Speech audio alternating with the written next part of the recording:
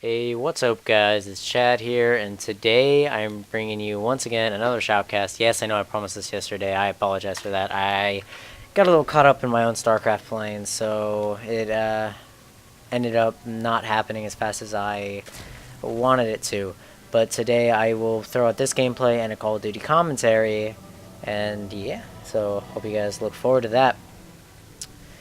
Today is Friday, as you know, and Friday I have Friday Night Magic, so I will be at my card shop today trying to compete in that local tournament. It's always fun, and it provides me with something to do on Friday nights. But also, the new Harry Potter movie came out, so I'll also be checking that out. I'll probably go earlier than head over to Magic. It's going to be a pretty expensive night, but whatever. I can treat myself to some of that sometimes. But alright, so today, what we have, I told you, is the second game of the set. There's that good old supply glitch right there. Oh, I hate when Zerg players do that. They kind of get ahead of me. But either way, we have, remember, OGSMC and Moon playing against each other. It was an MLG Columbus map. I am a little late playing it. Or playing it, but shoutcasting it. But, yeah, whatever. And we have some interesting play going on here. We already saw that. I guess I wouldn't say glitch. I would say it's a mechanic now. It means it hasn't been patched to the Zerg, of being able to go and start the construction of an extractor, produce another unit, cancel the extractor, and get your unit back. It is a very successful way to get another unit for only another drone derp ahead of time for the cost of like 25 minerals more. So it's highly beneficial. I actually hope to see some interesting gameplay. We saw pretty standard gameplay from both players last time. Oh, here comes the gateway. We saw pretty standard play from both players last time. Nothing amazing going on. Standard Roach build, standard Forge expansion build. I think that build's becoming really popular as of late. So I'm a bit curious about this build. He did get a very late cybernetics. It was about 2 supply off. 2 to 3 supply depending on your regular build. So I don't think this is gonna be a 3-gate robo. If it is, it's gonna be a very bizarre 3-gate robo. Yeah, and the second assimilator is coming out. I don't know what he's doing. That's my honest opinion of this. And I don't know what our friend the Zerg player is doing either. Zergling's coming out.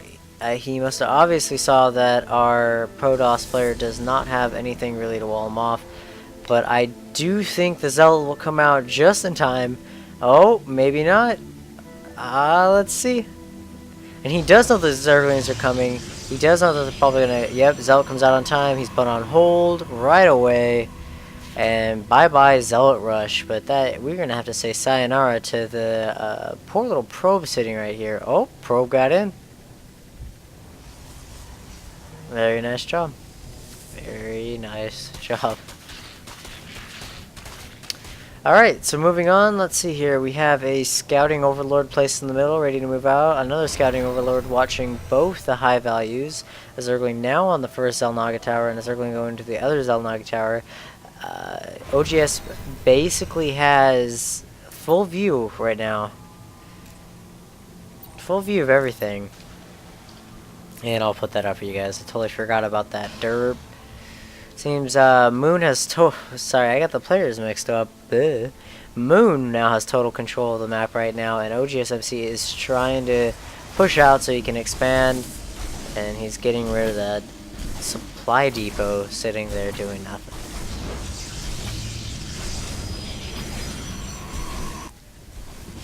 So we do see that. Oh, what did I do? That's embarrassing.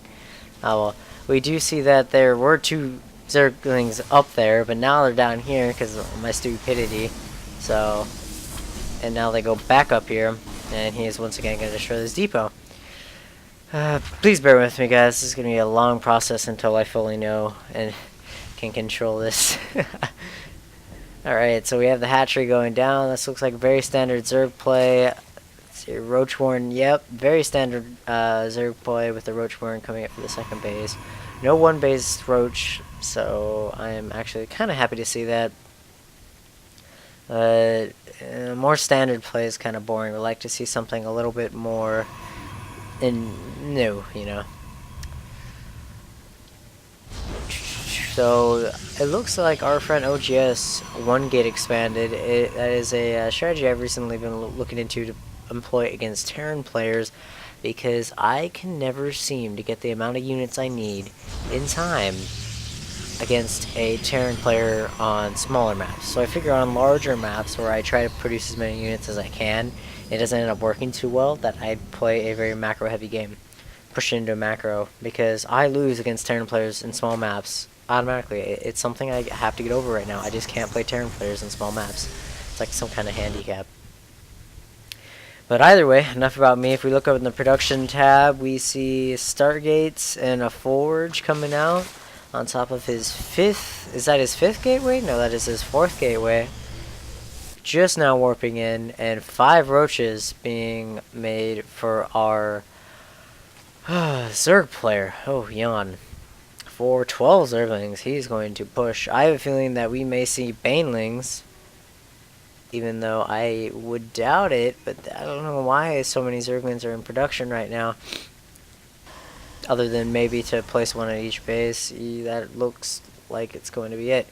Will this drone expand? This drone will not expand. He's going to chill out there, and we'll have to see what happens. Moon is right now supply blocked. Not anymore, but he was, just saying. And looks like our extractors are coming up with a pylon. Nothing being researched at the forge just yet. And we have a big battle up front. And with that void ray, there should be no problem for OGSMC to take out these roaches. They're all ground focused units. No way that he'll be affected at all. Brilliant force fields going down, basically eliminating any pro damage possible, and Moon is forced to back off, losing another roach, and possibly losing another one. He's going to chase it. There's no reason for him not to be chasing. I don't know why he's not coming back.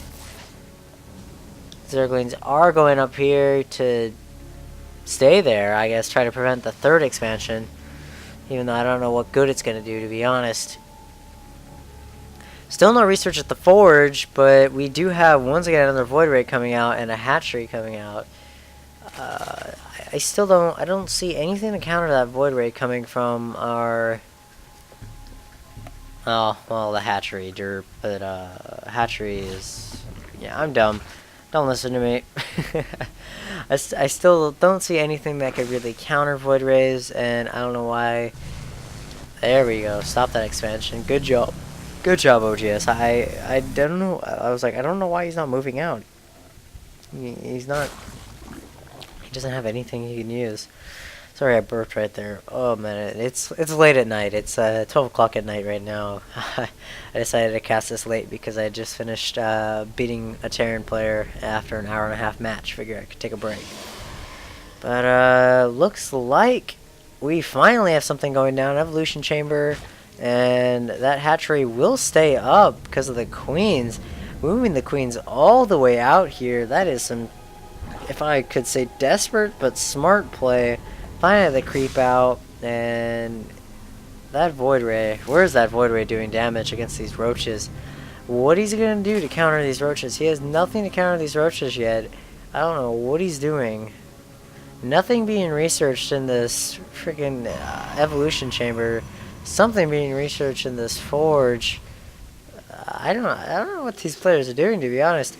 Cautious void ray play, I get it, because he's dealing with nasty, probably spine crawlers at this point, right? Or not spine crawlers, spore crawlers. No spore crawlers either, just the queens.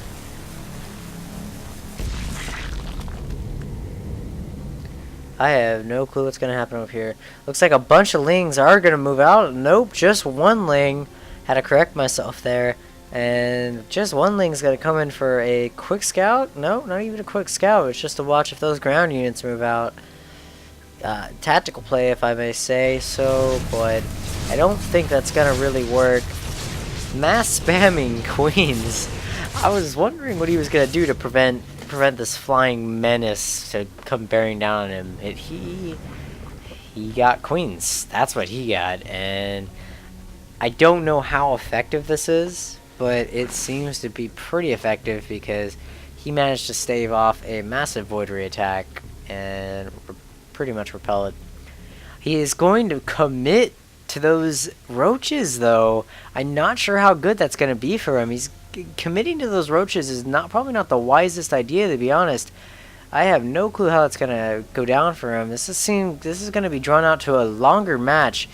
It looks like we do have a observer either coming out for scouting or for scouting or mainly to watch for those burrowed roaches. Those are always nasty. And you have his first spore crawler coming up finally after all this long time. He's finally, I wouldn't say listening to me, but finally playing an anti-air because he's been taking lots of hits from this air.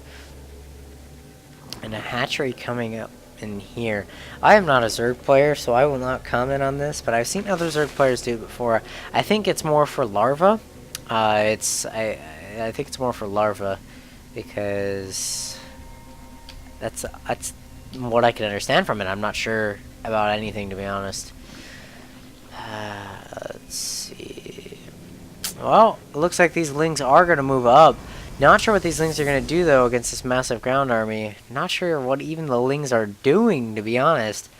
Kind of just chilling there. We have our first Colossi coming up for the Protoss player. Kind of smart. And there's a little roach right there. That's somewhat entertaining. And here comes Moon trying to swoop in with some Phoenixes for a quick harass, but that Spore Crawler quickly dispatches any type of attack. And there's a massive army of roaches sitting right there. Here comes a harass from the back. He's not probably aiming for drones. He's probably aiming to lure the queens in so he can stop production of those stupid roaches. Oh, in comes the harass on the overlords. Oh no, what's gonna happen? Oh, perfect transfusion on the overlord, saving it from a nasty destruction. And we're gonna see this game progress into later stages. Hydra's finally coming out. It does not seem like he even wants to touch air. It looks like Moon does not even want to consider going in air. And a Hydralisk end is down, and what can I say? So OGSMC's air attacks are now nullified. There is no point in him committing to his air attacks anymore. And we see this massive Zerg army warping out. Oh, warping out, mind you. Oh, you can tell I'm a Protoss player. We see this massive Zerg army bundling up and pushing out.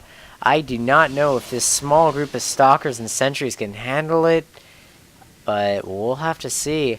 It does look like research for the extended range on the Colossi is coming up. Oh, excuse me. I find that essential as a Protoss player because when you're playing as Protoss, this is a very, very potent anti-Zerg method, I guess you could say.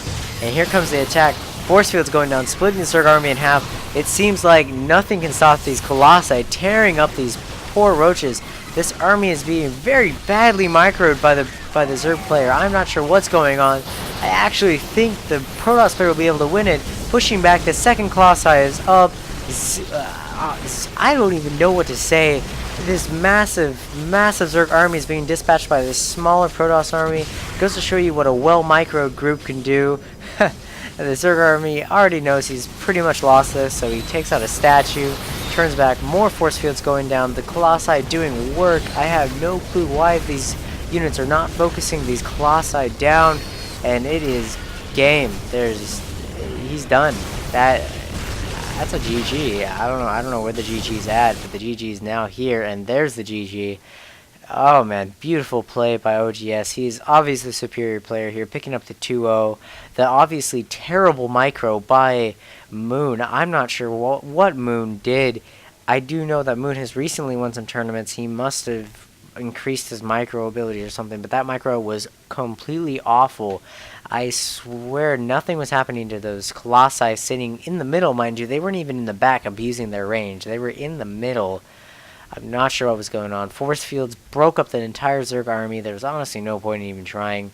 Very well played game by OGSMC. Honestly, I don't know what the Zerg player could have done. Even with better micro, he did have 9 roaches on his way. I don't know why he rage quitted so fast. Those 9 roaches probably could have staved off the attack for a little while until he got some other units up. I have no clue why he didn't go mutas and just swoop in and bomb the back of the Protoss player's bases. There are no cannons down. He probably should have scouted for that, but once again, mistakes made by Moon. And Moon, I respect as a player. He's a Zerg player. I respect almost every single Zerg player, so don't take this wrong as me hating on him or anything. He was simply playing very awkward and very off and was unable to cope with the mass that was the Protoss player, OGSMC. This gives OGS the win, and a massive win at that, because there was a 3rd base up and probably a 4th on its way. Nice gameplay by both players, but it seems like OGSMC had the better gameplay. I'd like to thank you guys for watching, and I hope you enjoyed the